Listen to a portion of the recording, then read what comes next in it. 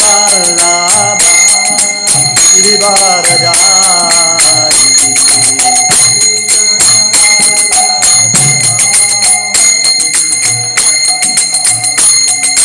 Gopijana Vallabha Girivaradhari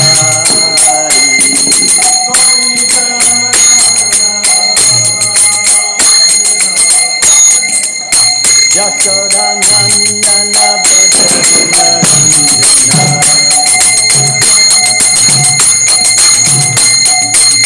Yashodanandana Bhajana Ranjana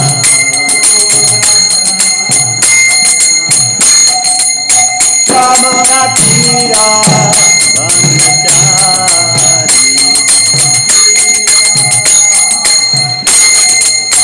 Yamuna Tira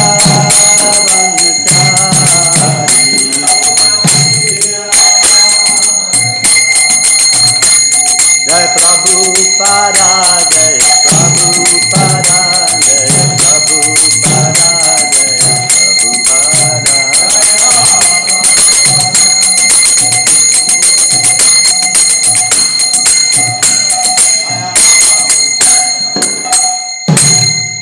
Gaur Premanandi, Jai Śrīmad Paramahamsa Parivajikacharya, Swakarati Saman. His Divine Grace, Sesi Bhaktivedanta Swami, Srila Prabhupada ki, Grantaraj Śrīmad Bhāgavatam ki jai, Nanta Guru Vaishnava Vrinda ki jai, Nitya Gaura Premanandi.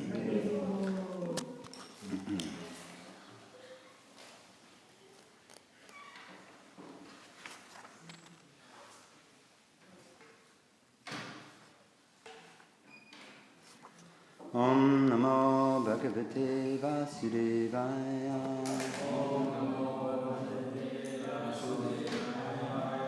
Om Namo Bhagavate Vasudevaya.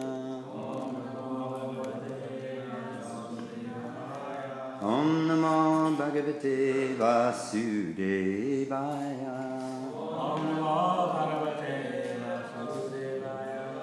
Krishna Swadamopagate Kamaganadi Bisaha Kalodas Nastadusha Mesha Purana Kodunodita. Today's verse reading from Śrīmad Bhāgavatam, Canto 3, Chapter 31, The Movements of the Living Entities. And we're reading from verse number 19. Looks like the Brahma Samhita. Pasyatyayam dishanaya nanu supta sapta vadri.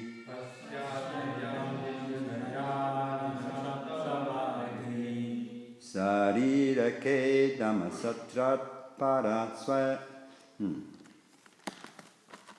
Sarirake dhamasari yaparasvadehe.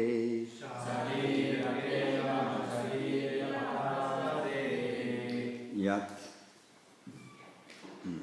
I can't see it probably. Yat Shristayasam Tamaham Purusham Puranam.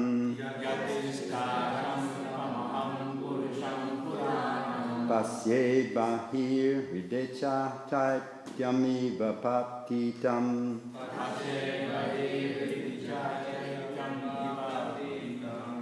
Pasyatyayam dishanaya nanu sapta vadri. Sarirake dhamasarirya parasvadehe.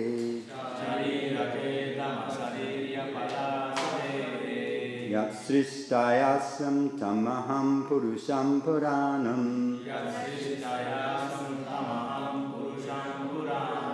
Pasye bahiridicha chaitam iva pratitam.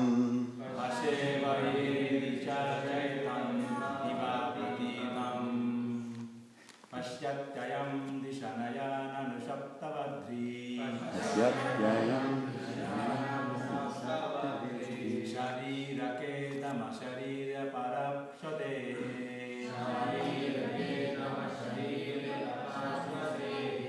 Yatsishtayasam tamaham purusham puranam. Pasye bahirhi vicha chaitam iva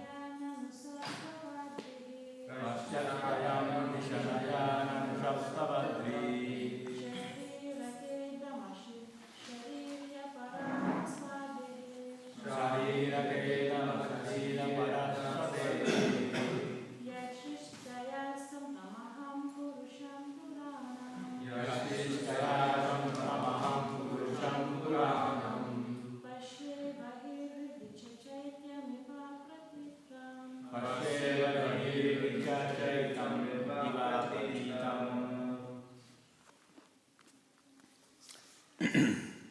Word for word. Pasyati sees. I am this living entity. Dishanaya with intelligence. Nanu only. Saptabhadri bound by the 7 layers of material coverings. Sarirake agreeable and disagreeable sense perceptions.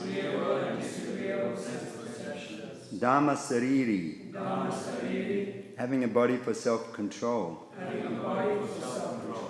Appara another. Swadehe in his body.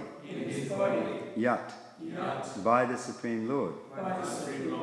Srishtaya endowed. Asam was. Tam him. Aham I. Purusham person. Puranam oldest. Pasye see. Bahi outside. Hriddhi in the heart. Cha and Chaityam the source of the ego. Eva indeed. Pratitam recognize. The living entity in another type of body sees only by instinct.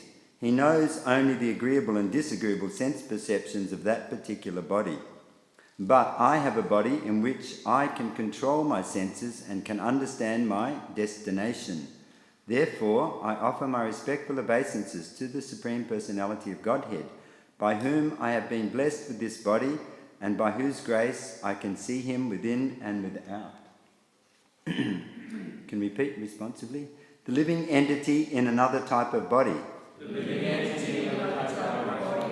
sees only by instinct. He knows only the agreeable and disagreeable sense perceptions of that particular body. But I have a body in which I can control my senses and can understand my destination. Therefore, I offer my respectful obeisances to the Supreme Personality of Godhead, by whom I have been blessed with this body, and by whose grace I can see him within and without. Purport by His Divine Grace Bhaktivedanta Swami Prabhupada. The evolutionary process of different types of bodies is something like that of a fructifying flower. But just as there are different stages in the growth of a flower, the bud stage, the blooming stage, and the full-fledged, fully grown stage of aroma and beauty, there are 8,400,000 species of bodies in gradual evolution, and there is systematic progress from the lower species of life to the higher. The human form of life is supposed to be the highest, for it offers consciousness of getting out of the clutches of birth and death. The fortunate child in the womb of his mother realizes his superior position and is therefore distinguished from other bodies. Animals in bodies lower than that of the human being are conscious only as far as their bodily distress and happiness are concerned. They cannot think of more than their bodily necessities of life: eating, sleeping, mating, and defending. But in the human form of life, by the grace of God, the consciousness is so developed that a man can evaluate his exceptional position and thus realize the Self and the Supreme Lord. The word Dhamma Sariri means that we have a body in which we can control the senses and the mind. The complication of material life is due to an uncontrolled mind and uncontrolled senses. One should feel grateful to the Supreme Personality of Godhead for having obtained such a nice human form of body, and one should properly utilize it. The distinction between an animal and a man is that the animal cannot control himself and has no sense of decency, whereas the human being has the sense of decency and can control himself. If this controlling power is not exhibited by the human being, then he is no better than an animal.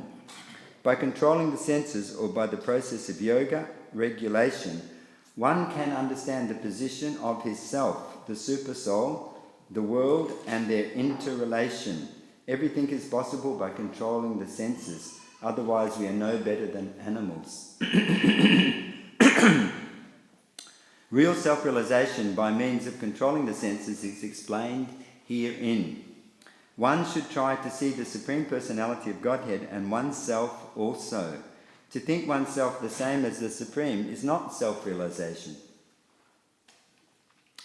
Here it is clearly explained that the Supreme Lord is Anadi or Purana, and he has no other cause. The living entity is born of the Supreme Godhead as part and parcel. It is confirmed in the Brahma Samhita, Anadir Adir Govinda. Govinda, the Supreme Person, has no cause. He is unborn. But the living entity is born of him. As confirmed in Bhagavad Gita, Mamai Bamsaha. Both the living entity and the Supreme Lord are unborn. But it has to be understood that the Supreme Cause of the part and parcel of the Supreme Personality of Godhead has to be understood that the Supreme Cause of the part and parcel is the Supreme Personality of Godhead. And Brahma Samhita therefore says that everything has come from the Danta Sutra. Come from the Supreme Personality of Godhead, Sava Karana Karanam. The Vedanta Sutra confirms this also. Janmadhyasya Yatha. The absolute truth is the original source of everyone's birth. Krishna also says in Bhagavad Gita, Hamsavasya Prabhava. I am the source of birth of everything, including Brahma and Lord Shiva and the living entities. This is self-realization. One should know that he is under the control of the Supreme Lord and not think that he is fully independent. Otherwise, why should he be put into conditional life? Just read the verse again. The living entity in another type of body sees only by instinct. He knows that he knows only the agreeable and disagreeable sense perceptions of that particular body. But I have a body in which I can control my senses and can understand my destination. Therefore, I offer my respectful obeisances to the Supreme Personality of Godhead, by whom I have been blessed with this body, and by whose grace I can see Him within and without. Amma Jnanatimanandasya Gananjana Salakaya Chakshirindalitam Yena Tasmai Sigriti Namaha Manam Vishnu Padaya Krishna Prasthaya Vitleshmati Prabhu Vishnu Dasa Kariti Namane Nama Om Vishnu Padaya Krishna Prasthaya Vitleshmati Bhaktivedanta Swami Namane Namaste Saraswati Devi Gauravani Pracharini Nivasesha Sunnivari Pastate Deshatarani Sri Krishna Chaitanya Prabhu Nityananda Sri Advaita Gadadhara Srivasri Gaura Bhaktivedanta Hare Krishna Krishna Krishna Hare Hare Rama Rama Rama Hare Hare Panchakapatrivasta Kripa Sindhivya Patitanam Pavanabhyo Vaishnavabhyo Namaha. So after that kirtan, we don't need any more explanation. What is it? Chaitadapanam Pavamahadavagnini Saiva Kaivacharana Kalataranam Vidyavaru Jivanam. Sankirtan is the life of all transcendental knowledge by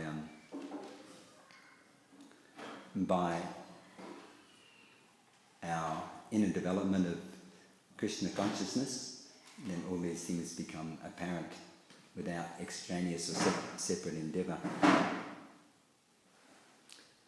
So I pray for the mercy of my spiritual master, because born in the darkest of ignorance, pray for all the blessings of all the nice devotees, to be able to address some relevant point here for a very fallen jiva soul, completely dependent on the blessings of Guru and Vaishnavas. So,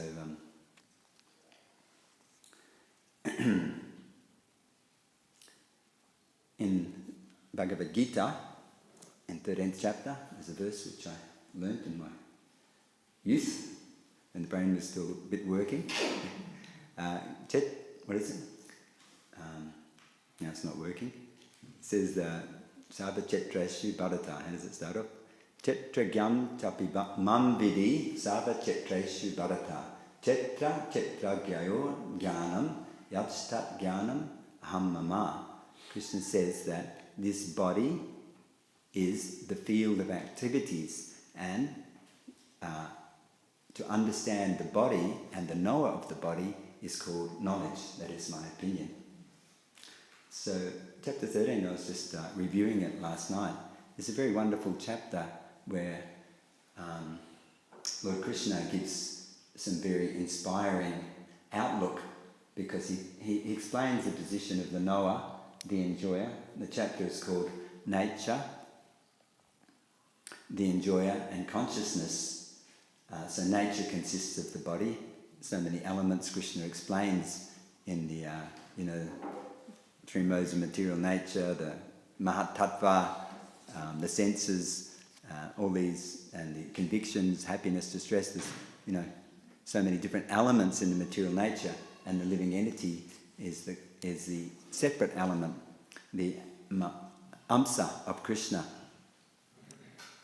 So Krishna says to understand the proper interrelation of the body and the soul and the super soul is actually knowledge. And it becomes very much practical in the sense of performing devotional service, because when we perform devotional service with the under the guidance, under the proper process, then we are blessed with Krishna. Tesham, what is it? Tesham sattate yuktanam bhajatam pradipurvakam. From within the heart, Krishna, to those who are sincere, Krishna gives the knowledge by which they can understand him. So this is a very wonderful blessing. Krishna says that nothing is wonderful. Nahi gyanena sadrisham. There's nothing as wonderful as transcendental knowledge. And one who has realized that knowledge, and one who has realized the knowledge enjoys the self within himself in due course of time. And we're all aspiring for that. We have the role models of the sadhus, of the acharyas, their persona, as I think Srila Bhaktivedanta Saraswati described about having the association of his spiritual master. He said that seeing the character of a Vaishnava, I can understand that only a Vaishnava is happy in this world. Something to that relation there. So that's because he is actually connected on the transcendental platform. And if we're not connected on the transcendental platform, then Krishna says that one who is not connected with Krishna, connected with the Supreme in Krishna consciousness, can neither have a steady mind or controlled senses, without which there is no possibility of peace. And how can there be happiness without peace? So it's concomitant. It's necessary to have this steady mind and controlled senses. And as Srila Prabhupada is explaining in the purport of that verse, Shetram Mam Chapi Mam Vidi, he says that he's explaining there in the purport that if you control the senses, then you can understand spirit. And he gives some rationale there. So Srila Prabhupada is saying here, if you don't control the senses, then you don't rise from the animal platform. And there's no sense of decency. So we can be subject to degradation without following the principles of spiritual progress. And those principles, they restrict our focus for a higher purpose. And this is misunderstood. The uninformed or the inexperienced, may be looking for a kind of liberation that they feel is free from the fetters of any rules and regulations, right? So Krishna says that by following the regulative principles of freedom, then one can attain the desirable stage. So these are very important verses in the Bhagavad Gita. Krishna is saying that the embodied soul can be restricted from sense enjoyment, but the taste still remains. So it's not just a restriction on its own, but the regulative principles of freedom means following a process and following in the footsteps of those who are at the desirable stage. Therefore it says the spiritual master should be on the spiritual platform, the Mahabhagava, a very advanced devotee, because then the disciple can emulate or aspire for that level of purity and focus. So when one is fixed in his commitment in Krishna consciousness, then material nature's modes are diminished. And this ties in with Srila Prabhupada's prayers when he was coming to the West from the Bhagavatam, that describe how when a person follows the practices of Krishna consciousness, then he experiences the upliftment from the modes of passion and ignorance, and he becomes happy in goodness, and he becomes to more and more realize his connection with Krishna. And then it says, then being freed, when the knot of attachment in the heart is cut to pieces by this revelation of the Lord, then he's completely freed, and he sees both the self and the super self. He sees himself. What does it say? Vidyate hridaya grantis chidjante sapasamsaya shiyante tashikamani drishtva abatmanishvare. Thus the knot in the heart is cut to pieces. And anyone know these nice verses? One comes to see the self as the master. And it's interesting because if you go to some of the old Śrīmad Bhāgavatams, the self is the small s. And if you go to some other Bhagavatams, they put the self as the big S. Right? So the big S is Krishna, the super self. The self as the master. Has anyone ever noticed that? Yeah, in some of the old Bhagavatam, times in the first canto there, in the third chapter, second chapter, devotional service, and there's a little bit of a difference there. But then I saw there was a footnote somewhere relating to that the self, understanding the self as master, it's relevant in both cases, because there's an old saying that one's destiny is in the palm of his hand, or one is the architect of his own destiny. So in that term, we are the master of our own destiny. You know, Krishna, material nature, provides the facility. In the 13th chapter there, it explains how Krishna, the modes of matter and the material nature and the modes of matter, they are provided by the Lord, but the living entity is the cause of his happiness and distress. So the devotee can understand this distinction, but putting it into practice is the science, because it's all right to say I'm not the body and yes, God's Bhagavan in Goloka, but to actually have that conviction when there are, what does it say, a person is tested in difficulty. So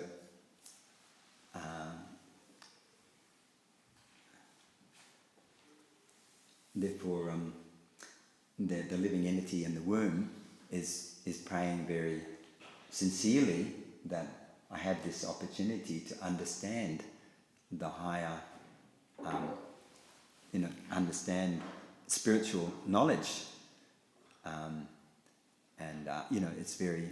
very grateful for that privilege, that opportunity, because in other species of life it says that one is just engrossed by the, ahara, bhaya, nidra, ahara, matuni, bhaya.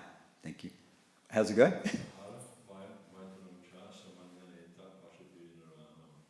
Okay, Prabhupada just usually shortens it, matuni, bhaya, ahara, nidra. That these four principles, eating, sleeping, mating and defending. So living entity is completely dominated, and just to solve those problems is success, whether it's so-called human life or animal life. But to come to the platform where one is able to access the opportunity to relate to Krishna as a friend, Suridam Savat, as a friend and a protector, at all times, to have that solid faith and taste. There has to be a taste there in Krishna consciousness. It's not just a philosophy, but it's susukam kartamabhyam. It's actually a development of our original dormant love for Krishna. So there are different prayers throughout Śrīmad Bhāgavatam,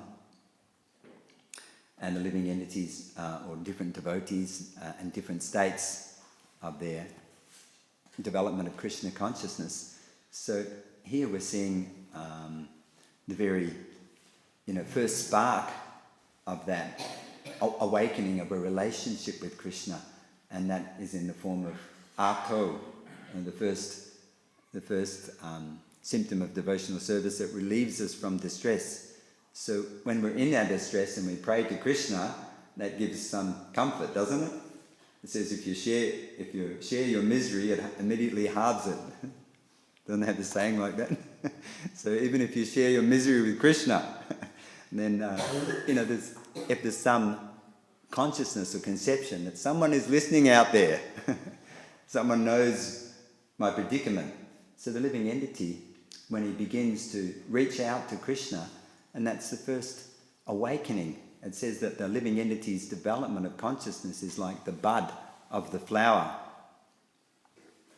The Prabhupada sometimes gives this, example, that the scriptures also give the example that we can see how the bud is unfolding, and when it's in the bud form, it lacks the fragrance and the colour and the artistry of when it's blooming.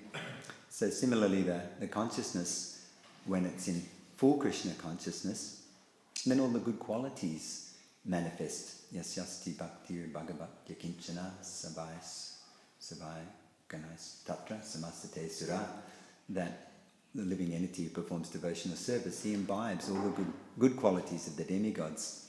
So that's the blossoming stage of Krishna consciousness. In the inception of Krishna consciousness, it's like the living entity in the womb. Then, there's just the reaching out, the groping in the dark, so to speak. But because Krishna is there, then Krishna will reciprocate with the sincere desire of the living entity. But it's dangerous. Prabhupada explains in that Arto Jigyasu or Artati verse in the Bhagavad Gita that it's a precarious platform when you just go to God when there's a problem, because the tendency, of course, to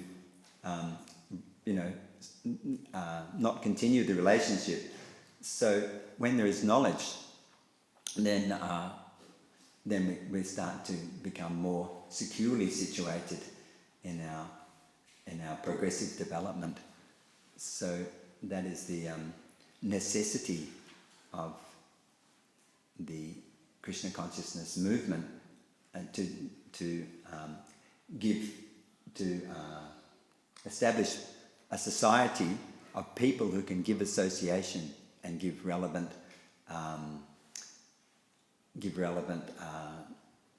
direction to people. It's a Brahminical society. We understand what is Brahman. Prabhupada. Sometimes because I'm on the farm, we talk about this Varna ashram a lot. Who is a Brahmana?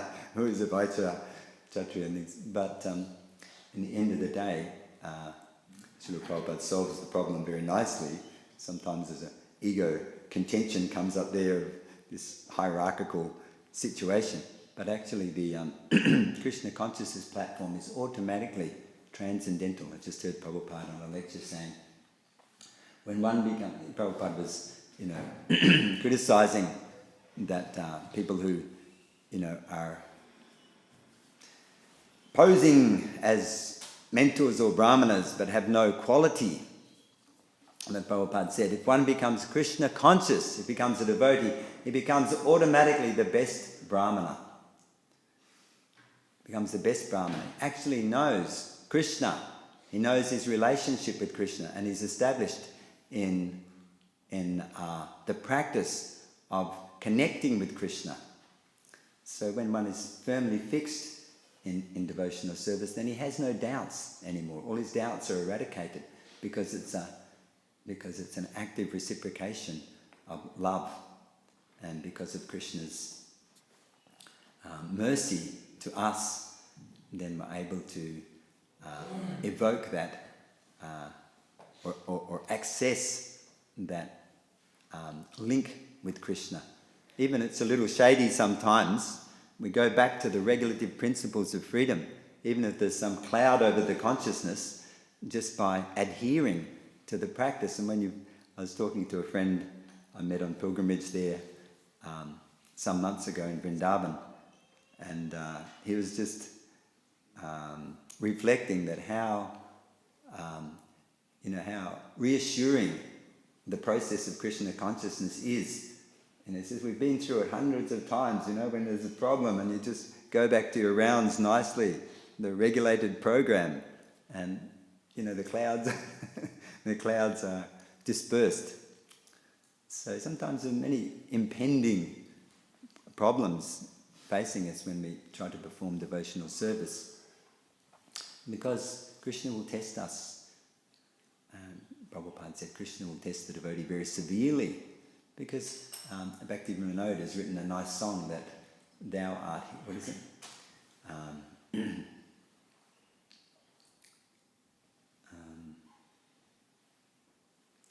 Thou art his till end of time, who wants but purest love. I can't remember the first line. It says, it says, thou art his till end of time, who wants but purest love. So Krishna doesn't want compromised, situation. This is Kaitavadam. We just go to God when we need something. But Krishna wants this full-fledged conviction, commitment, and focus. Therefore, the baby will come out of the womb, and there'll be so many tests and tribulations as Bhajibo Baliya Ase Samsara Bitare. Bhaktivedanta says, we come into this world of birth and death, but again we forget our maintainer, Krishna. This is the Maya. It's very, very strong. It's only by inconceivable mercy that we get the opportunity to see through the ruse of material life. Just like I was just reflecting that Srila Prabhupada exposes that there is no love in this material world. I remember when I first heard this statement, and I'd just been living in the temple for a few days as a bit of an experiment. And when I heard that statement by Ramai Das, it was a real challenge to my consciousness. He was establishing with quite cool commitment and supporting statements, there is no love in this material world. There isn't any love. And I was just like, it can't be true. What about, I was thinking of all the relationships with my relatives and things. I actually couldn't tolerate that statement. I walked up that day and spent a day in the park, walking up and down. But actually, Prabhupada is boldly declaring and confirming the statements of the scriptures. There is no love in the material world. That love, it's only there on the spiritual platform between the living entity and Krishna. And love is relevant to that relationship. It's only possible by the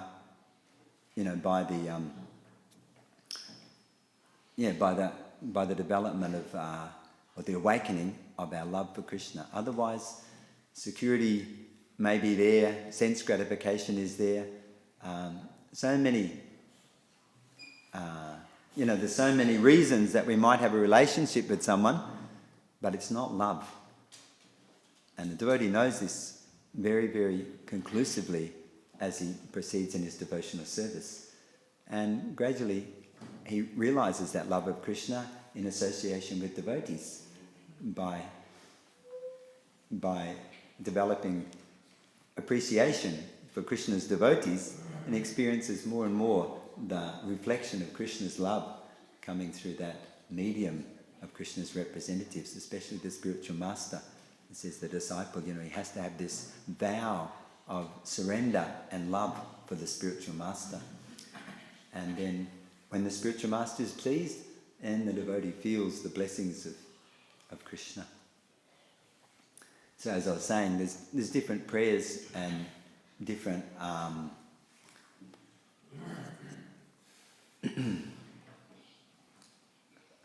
passages in the Bhagavatam where devotees are expressing their realization of their relationship with Krishna.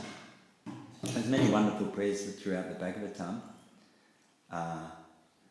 And it's interesting, we were reading some together from the 6th canto, where Daksha, he decides after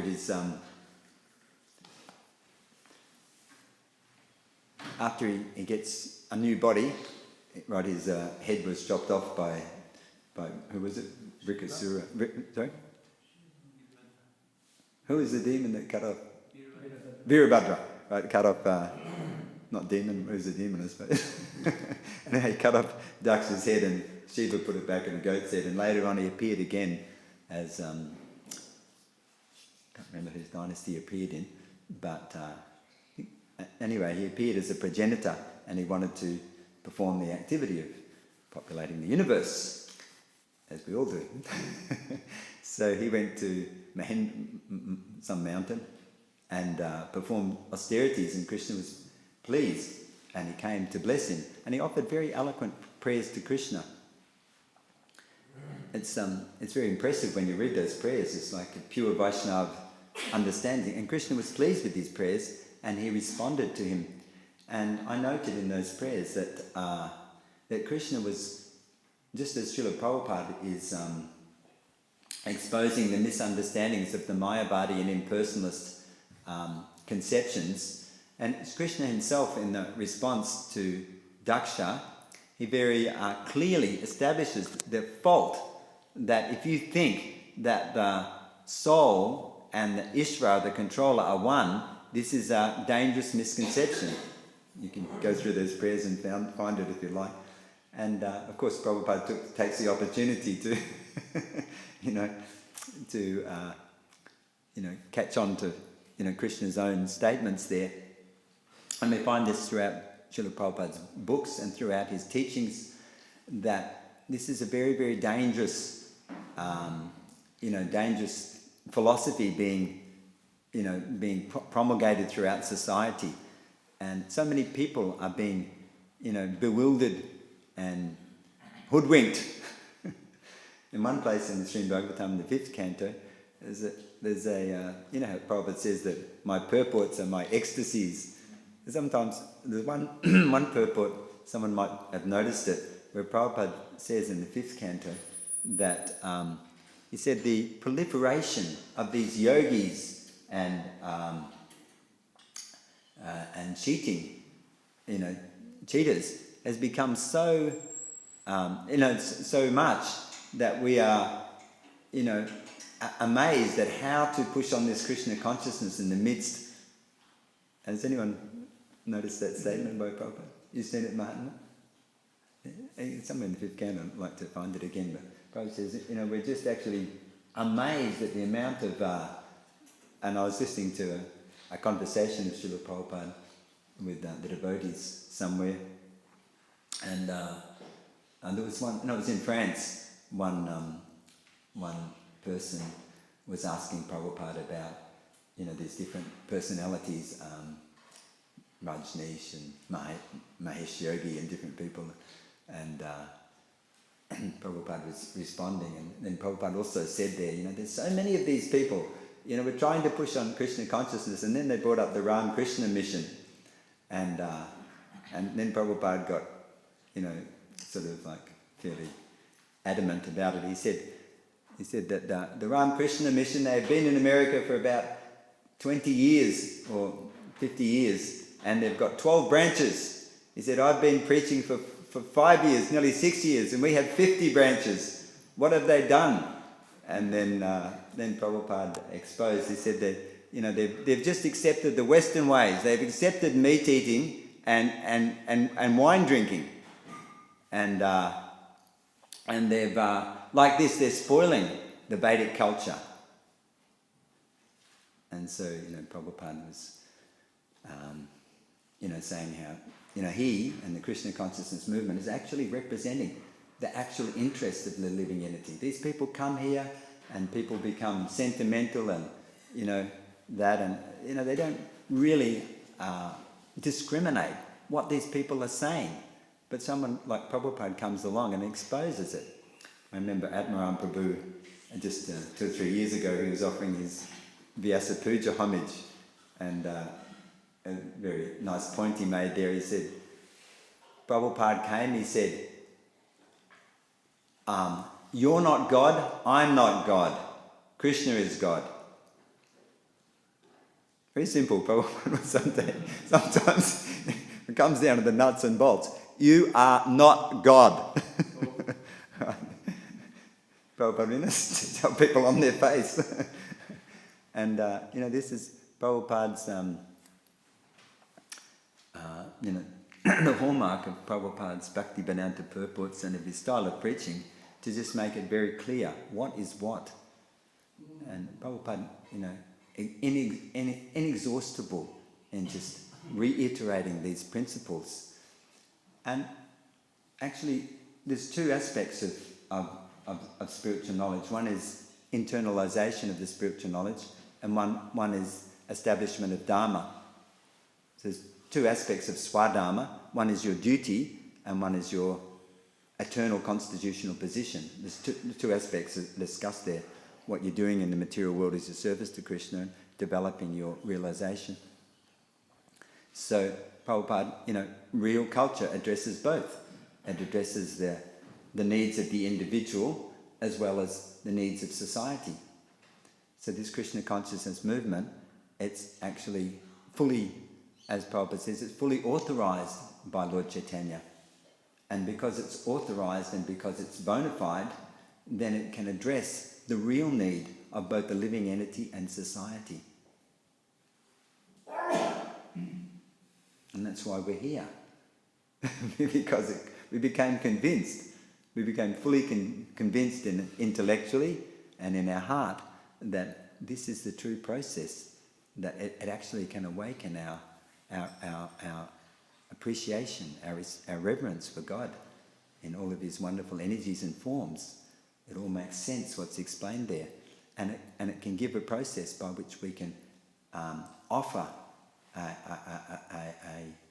a social structure to help people access this opportunity. The social structure at the moment is crazy, and everybody is seeing it. It's just like, it's just got out of ballistic, right? People used to come to Australia because it's a nice place. Right? Sydney and Melbourne, these nice cities, you know. And now the very people that came here to escape from other places are complaining worse than anyone. So, you know, there's no social plan for it because God is not in the centre. Sense gratification is in the centre. And then, because of sense gratification, andanta gobir vishitam tamisram punah punaschavita chavananam, then everyone goes to hell. When sense gratification is the object of the social structure, then everything goes to hell because it becomes an animal society. And that's what we're seeing. Sophisticated animals, more and more.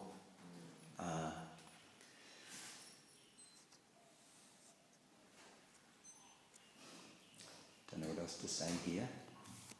We're just about winding up now. I was saying in the social structure, then, you know, devotees should be conversant.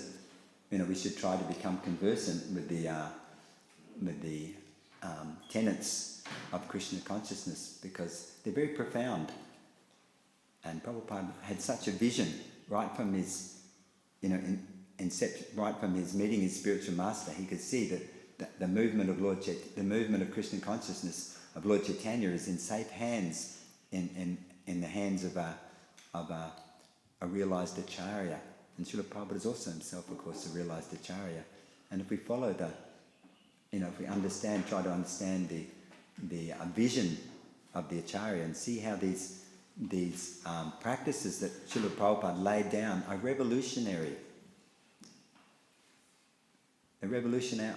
Every one of us is revolutionise our own lives. But over and above that,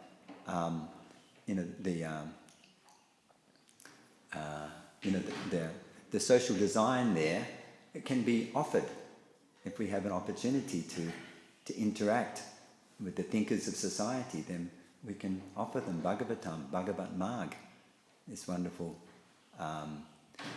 structure where people can use their propensities and at the same time be connected with Krishna. So it's very inspiring being here for a few days with the leaders of our movement. I had practically nothing to say day after day, but it was nice to see that devotees are experiencing by their diligent practices of Krishna consciousness, more and more opportunities to bring this wonderful opportunity to the attention of those who may have some influence to help people. I remember I came out of the dregs of society. We were on Skid Row in King's Cross, just bums on the street, and somehow we got prasadam and we got a Bhagavad Gita, and I'll tell you how ignorant I was when I got the Bhagavad Gita. This looks like a really interesting book. It might be like the I Ching. Has anyone heard of the I Ching? It used to be a great hippie book. You throw a couple of coins, they have these coins, and then it tells you which page to open, and that gives you your destiny for the day. It's pretty dangerous with Bhagavad Gita because I think it was the second chapter, do thou fight for the sake of fighting, and Yeah, that was a bad day. I won't tell the story. It was a pretty rough neighbourhood. Got a little cross-wired with the message of the Bhagavad Gita. We need to learn it from a self-realised soul. And that same Bhagavad Gita, which I was treasuring, one day I came home to take shelter of the Bhagavad Gita, but it had become fuel for marshmallows. Hare. So these were where I was coming from. So it was a far cry to come to the shelter of Buckingham Street Temple there, and very nicely mannered people who were taking relish in doing service for Krishna, serving me prasadam. I remember the Pujari was serving out laddus, besan laddus. I was very attracted to sweets, I still am. After everybody got up and left, I was still eating those besan laddus, and they left the tray just very close to me, so I reached over and took a couple. And then the head Pujari, Guru Keshava, came in and he saw that dirty new bhakta eating out of the tray. And then a few minutes, and he stormed out of the room. And then a few minutes later, I could hear this bang, bang, bang. What's going on? I looked out the door. Guru Keshava had a hammer, demolishing that tray.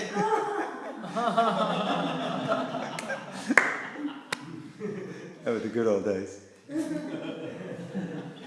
The hot water handles had been sawed off the showers by Hare Suri. Remember that temple in Sringa? I don't know, someone did. So, but it was such a far cry from the battlefield of the drug scene and everything, to devotees actually making prasadam, worshipping God, chanting for God, and it's a far cry. And we come in here and sometimes we become a little, sort of complacent. It's always there for us, come to kirtan, take prasadam, but anyway, we have to push on, work nicely together, and then Krishna may show us the ways and means to share this, just like I've been living on the farm for many years. And we have the hope there in Prabhupada's statements that, this is an important aspect of it's one of the 4 waves of the Krishna consciousness movement. There's the temple movement to establish these temples. There's the initiation movement to purify people and bring them up to the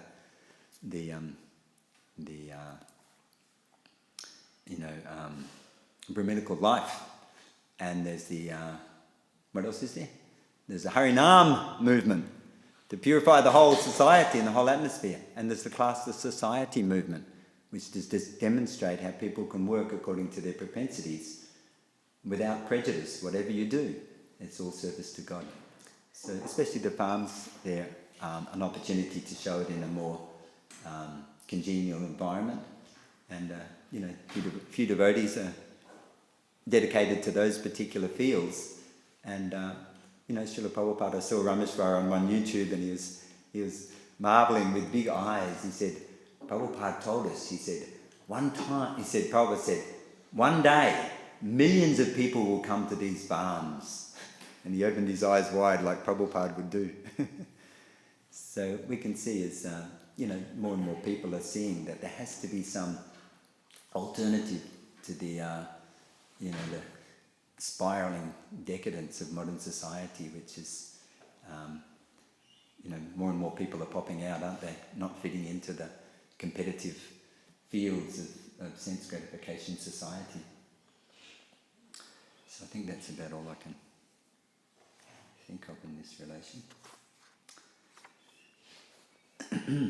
Hare Krishna. I hope I said something on the lines of the mood of the Bhagavatam, the living entities praying. Give me another opportunity. I won't forget you this time, Krishna. So this is the price of Krishna consciousness, to keep this, this labha, this, intensity of attachment for Krishna consciousness. And it's so nice if you practice Krishna consciousness and keep in the fold of Srila Prabhupada's family, then as the years go by and we see, dear devotees, and we feel so so satisfied at heart to be part of such a wonderful thing. And seen Prabhupada for 20 years. And he's still exactly the same guy. He's more fired up.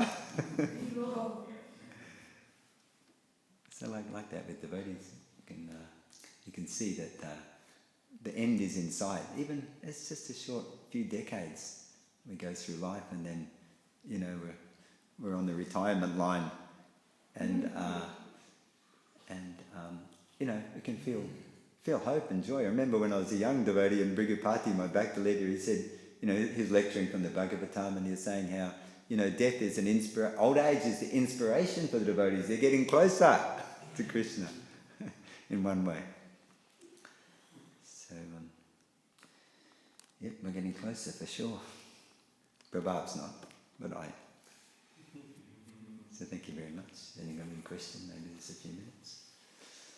Maji? Thank you very much, Prabhu, for a nice exposition. Śrīmad Prabhupada is very, firm about this, that proliferation of yogis and no sense control. And that's why Prabhupada says, I am not God, you are not God. God. If you say you are God, then you are a dog. That's right. And Prabhupada emphasized that Ananya Shintanto Mam, Ye Jano Parpaste Tesham Yutyanam Yog Shrimam Nanam. Yog Shrimam Mayam. I take care of everything if you surrender. So what's the verse? Yeah. Which verse? 9:22. Ananyas Chintayam Tamam Ye Janam Parpaste. Yog Shrimam. All these nice verses. If you surrender, then I take care of you. What you haven't got, I'll provide, and what you have, I'll preserve. Yeah, and Neha Bhakama Nasasti, right from a little bit of sincere advancement in Krishna consciousness, then we can be confident of being, connected. Sense control is very important. Yeah. Yeah. What's your name, Philip? My name is Philip. Philip, Hari Bol, back to Philip, very enthusiastic devotee there. You said before that this old saying, we are the architect of our own destiny, but I wonder to which extent... Krishna's saying, it's an old saying, yeah? Yeah, but to which extent is it true? But isn't it when we're not devotees, then actually karma is designing our destiny, and as soon as we apply ourselves to the process, isn't it actually the mercy of the other devotees only? Yeah, there's a clear delineation between when you're connected with Krishna and when you're not connected with Krishna. When we become connected with Krishna through any of the practices of bhakti, Shravanam, Kirtanam, Vishnu, Smaranam, Archanam, Bandhanam,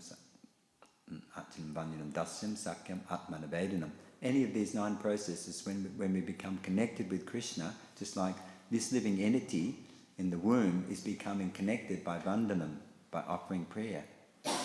So that's the propensity of any living entity when they're in difficulty to recognize or pray to a higher authority. So then they become connected. So then the process, according to the sincerity of the living entity, then he may be fortunate. Brahmanda Brahmate Kona Bhagavanaji, very fortunate living entity, gets to the next step. He meets a bona fide spiritual master.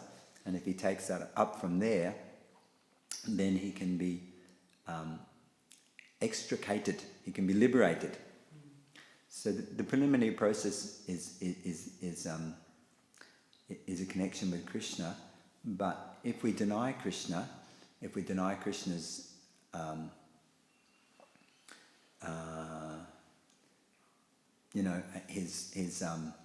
his ordination or his controlling, then if we are averse to that and deny it, then Krishna will just facilitate our ignorance. But Krishna knows the situation there, and because of a ripe situation, then the blossoming of the consciousness may be able to progress, but it can become stunted according to the association. In good association, then the process will proceed, and we'll experience that Krishna is taking over our destiny. Tattenu kampam susamikshana. The scripture says that a devotee understands that everything is happening by Krishna's mercy. And it is happening by Krishna's mercy when he understands that. And a non-devotee who doesn't believe in Krishna, well, it's happening by the arrangement of material nature, Krishna's agents. Krishna doesn't take active interest in it. It's only when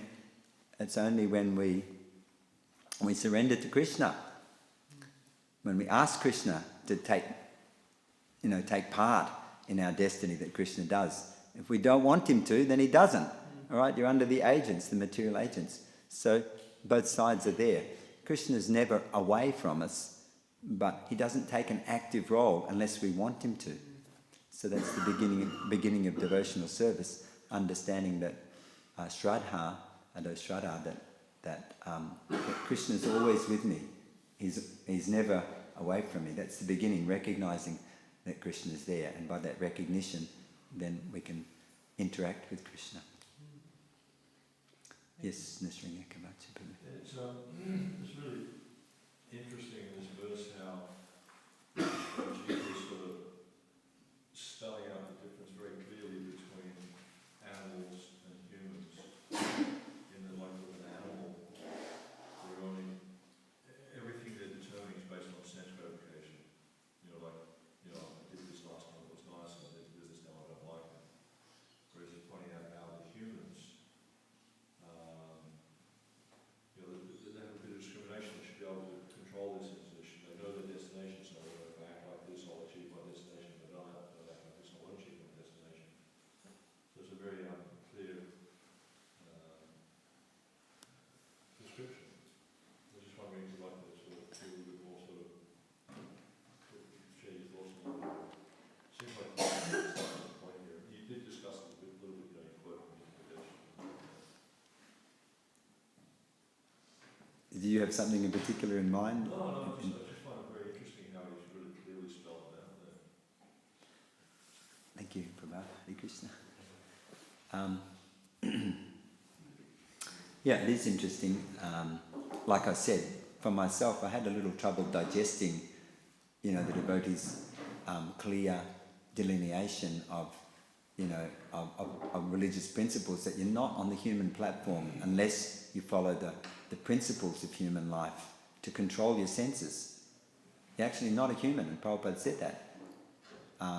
As Mahatma was, reinforcing there, even the yogis and bogis and all these people, if they don't establish, or teach the path of, proper conduct, then they're also, they're also very degraded. But I was thinking in terms of the devotees, because we were discussing every time we come here to the meetings, it's about social conduct is a big portion of our meeting.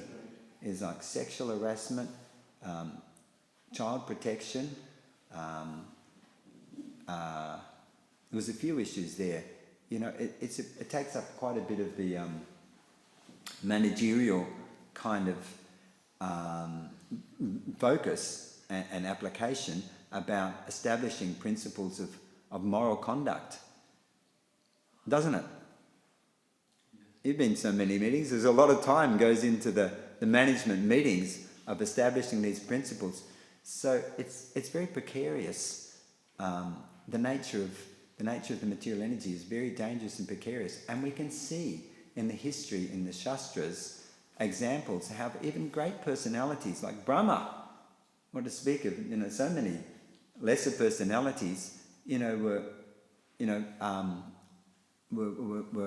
somewhat temporarily thrown into bewilderment by the Krishna says that, the mind and the senses are so impetuous that even a man of discrimination can be bewildered by one of the senses in which the mind focuses.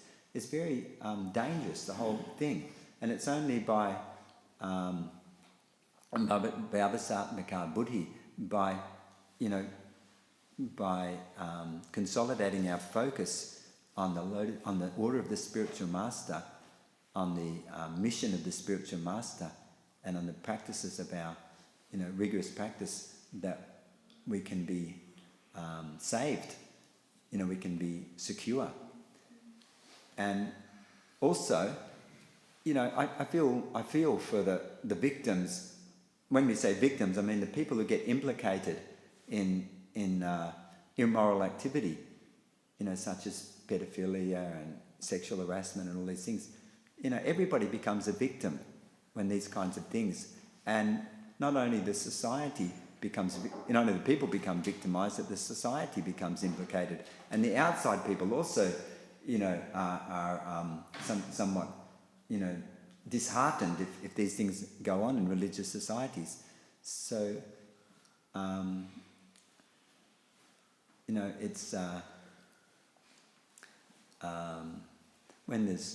when Krishna's name is in the middle, when the proper focus is there, and Krishna consciousness is uplifting our consciousness by ecstatic naam seva, serving the holy name, which is the whole dharma for this age, then everything, these things can become, properly, rectified. Everyone can become rectified. Sorry?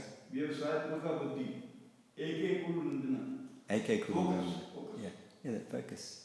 So then, the comment you made about how a lot of management is focusing on proper conduct, then begs the question, at least in my experience in ISKCON, and I'm sure others have had similar experiences, is that a lot of emphasis is put on getting the job done, whereas from my perspective, not sufficient emphasis is put on Sadhana, cultivating proper behavior, because if we understand how to behave properly and that's encouraged, it would seem that like a lot of this time would be saved. We're in an immature stage in our establishment of Krishna consciousness. Just like my son last night was saying, sometimes the brahmacharis come in and they spend a bit of time and then they get married and there's not much support for that next step. And I said, Prabhupada's given us the formula, but we really have to work. There's so much challenges to work on and putting all this together. From our aspect, where we're living on farm communities, we're seeing that there's a gradual development of the vanaprastha stage. And actually vanaprasthas in society, in a stable, more stable spiritual society, are very valuable contributors, and we haven't realised that as much as we need to.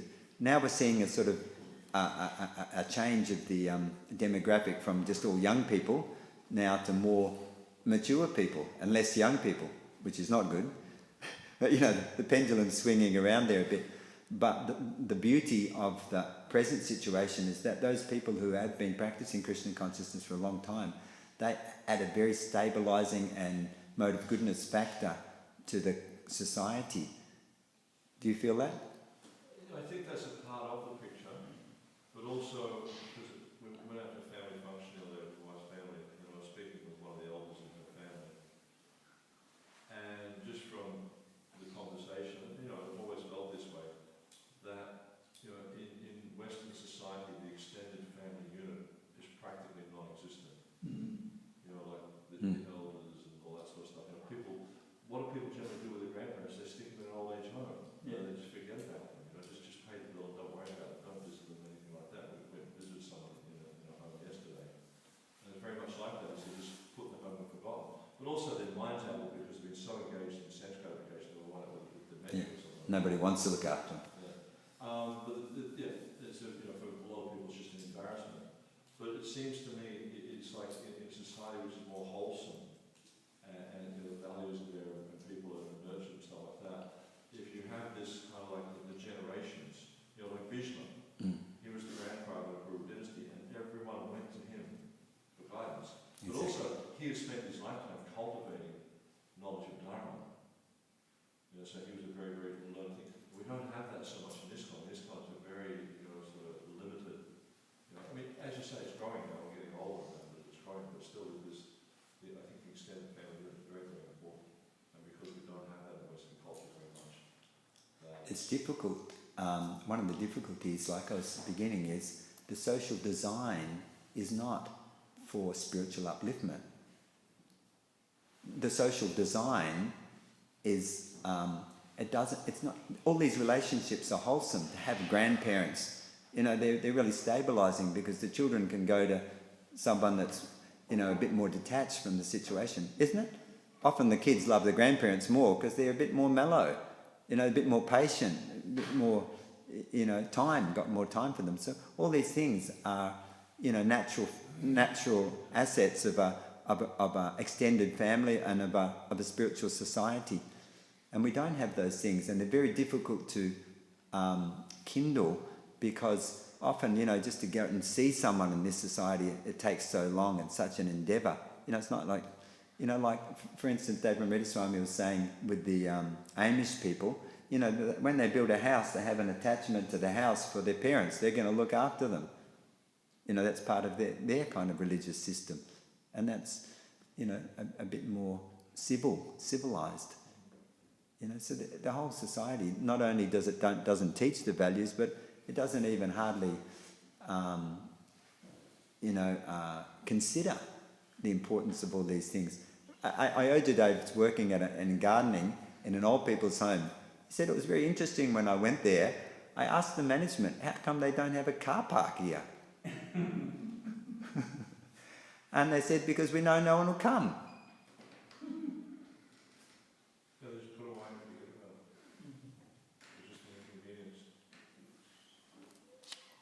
I'm making a joke of it, but it's a sad truth. It's a tragic truth. This is the state,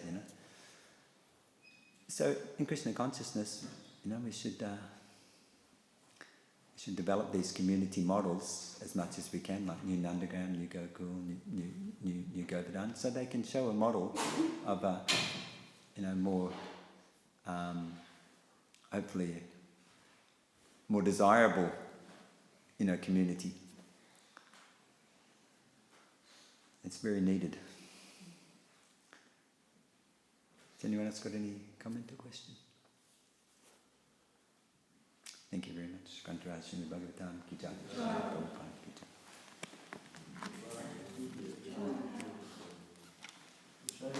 jai.